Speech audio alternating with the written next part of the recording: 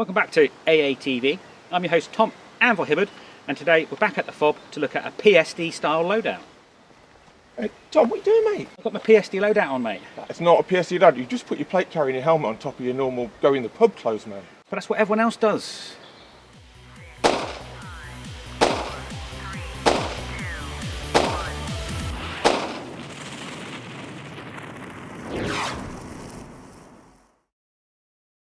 So it's safe to say, without the help of the great guys at West Midlands Airsoft to let us use their fob site, we wouldn't be able to make these loadout guys quite so cool. We've got some local areas we can shoot uniform and boots and webbing, but to be able to show you the riff of choice with that loadout, you really need a friendly site like the fob.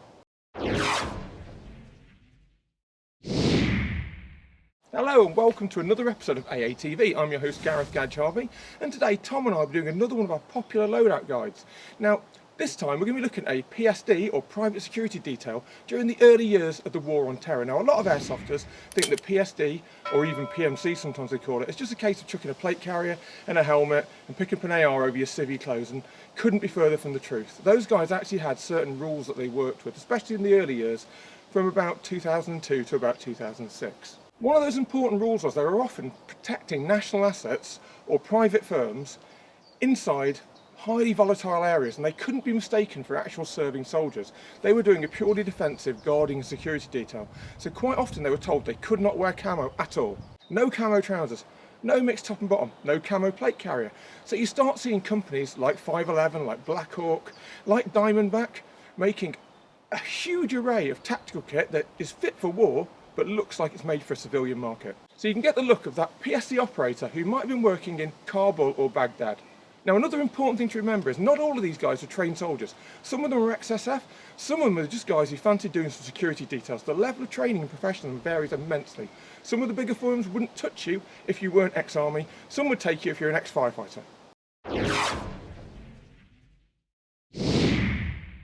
Now, as with every AATV loadout guide, it's all about staying safe and staying comfortable. So the thing we don't tell you what to do is your PPE. So I'm choosing to wear a fairly modern, slightly out of the time frame baseball cap to protect my head from BB strikes. I've got some safety glasses on, and I've got some rugged 511 military boots on. I'm choosing not to wear gloves, but you might want to. It's really important to remember this isn't a living history or reenactment loadout. This is purely to get that film sim look if you want that PSD look.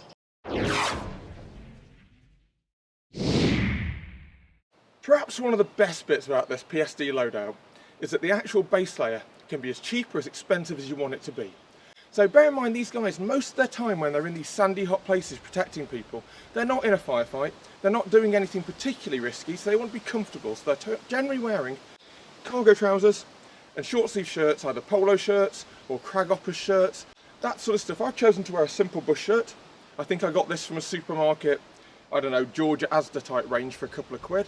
My trousers are a pair of Black Hawk cargo trousers that are absolutely festooned with pockets, really comfy. So most guys tend to be seen wearing shades of tan, off-whites, etc. It's not wrong to wear black polo shirts or green combat trousers or whatever, but if they did get into that sort of hairy situation, they kind of wanted clothes that would blend in with the dusty, dry, arid buildings and backgrounds in Afghanistan and Iraq. On my feet, I've chosen to wear an almost period-correct pair of 511 boots. Now, these boots are fantastic, they're not that expensive. They were actually my go-to airsoft boot before I started wearing lower Zephyrs, because they are just fantastic boots. Almost universally, with these guys doing contract work, you see baseball caps of one type or another. They might be corporate ones with the logo of the business they work for, or they could just be tactical brands. In this case, I'm wearing a First Tactical one. Might not have been seen at the time, but no one's going to notice at airsoft ranges. One great thing about this loadout is it can be quite cost effective. Most of the clothes we mentioned earlier, fairly cheap and cheerful. You can go for those proper brands used at the time, but from airsoft to distance, no one's going to know. A great option for being lightweight and comfortable are these 511 range vests. Now, they were made by a lot of different companies, but these ones we find are great because they've got loads of storage space. You can keep magazines in them, you can keep your dead rag in them, absolutely everything. And do you know what? They don't weigh hardly anything, so you can run around all day, you don't overheat, you're not carrying uncomfortable repro plates or training plates or whatever. Essentially, fantastic purchase, not only just for airsofting, but when you go and do things like when Tom and I go to the range, invaluable. Perhaps the best thing about these, you can leave your airsoft site and go straight to the pub or the beer festival, and you won't look out of place. So if you want to step up from that ultra lightweight, comfortable range vest look, seen on quite a lot of guys, especially if they were fairly confident they might get into an ambush or they're escorting a VIP, they wore plate carriers. That's what the guys would have to increase their survivability. Now they're not going to get involved in a full war, so the load carrying equipment is kept to a minimum on that plate carrier as they were intended. In this case, I've got 2 spare mags for my AKMS. The Black Hawk trousers also let me carry spare mags for other weapons. Now the plate carrier is pretty much the warriest look you're going to get when you're doing PSD. But it's very popular airsofters. As we said before though, just make sure it's in a neutral colour. Don't go for a camo one or a multicam one or multicam black or any of that stuff, because they were literally just olive green or sand coloured. Now this is a low profile plate carrier made by a company called Diamondback, which are a commercial US tactical kit company who are sadly no longer with us. A lot of the guys would wear even lower profile armour, so you wouldn't even see it. It might look like they're not wearing anything, but actually underneath that polo shirt or underneath that range vest, they've got some proper hard plates in there to protect them. So if you're a PSD company and you're based in the States or the UK, shipping over a load of 511 range vests or even plate carriers, yeah, you're going to get those through customs probably. Shipping over some boots, some gloves. Getting rifles over, that's a different matter if you're a civilian company. So quite often, your PSD will be using locally sourced small arms.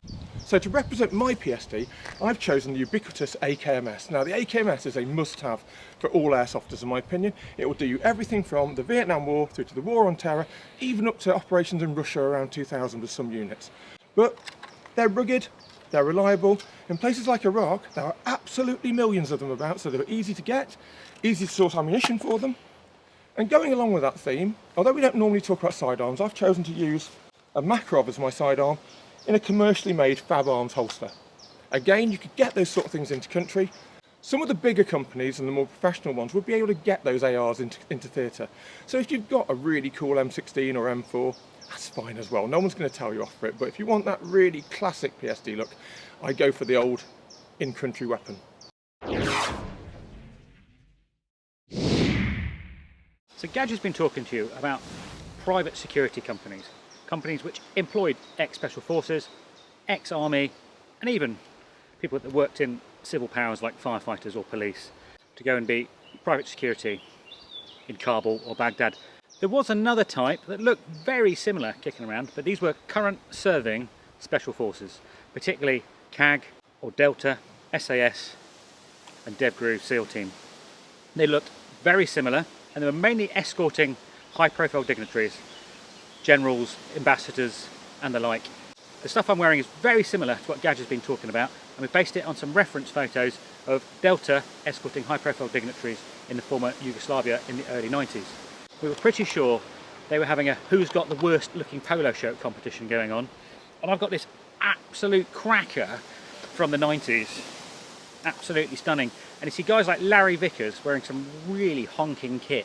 And so again, they're wearing range vests in those videos. We've got a 511 one today, which is much more readily available, and you can still buy it in the shops. As I said, we've got the nasty polo shirt. Because it was a more green area, I'm wearing some green BDUs, TDUs. These ones are a more modern type, but you could wear chinos, some tan cargo pants, or green BDUs as well. Again, baseball caps for warning. You could get an awesome bass fishing one, trucker cap. This one is completely anachronistic because it's celebrating 40 years of Surefire, but again, we're really not going to worry about that. Airsoft ranges, and the weapons though are a bit more interesting. So this is my Delta 723 that you've seen previously on the channel. Made some small changes since then, mounted the light slightly differently, and I've bolted on this hand grip. You can see all sorts of little operator mods on these weapons from the 90s. We think it's a great look. The polo shirts are hilarious, and I'm really looking forward to running this at a game soon. So once again, we hope you've enjoyed this loadout guide from AATV. I've been your host, Gareth Gadge Harvey. We're going to say another thank you to the FOB for this wonderful site they let us use, and we hope to see you again soon. Stay tuned to the channel, and I'll be back probably next week. If you want to help the channel, there's 4 ways. You can subscribe to Patreon for a regular payment to help keep us as independent as possible. You can tip us for the price of a high street coffee on Buy Me a Coffee. You can use our Amazon affiliate link, or you can buy one of our amazing t-shirts. Most importantly, stay safe, and we'll see you soon. Dude, sweet shirt. Dude, sweet shirt. That's so cool. Dude, sweet shirt, dude. Cool shirt, dude. Oh,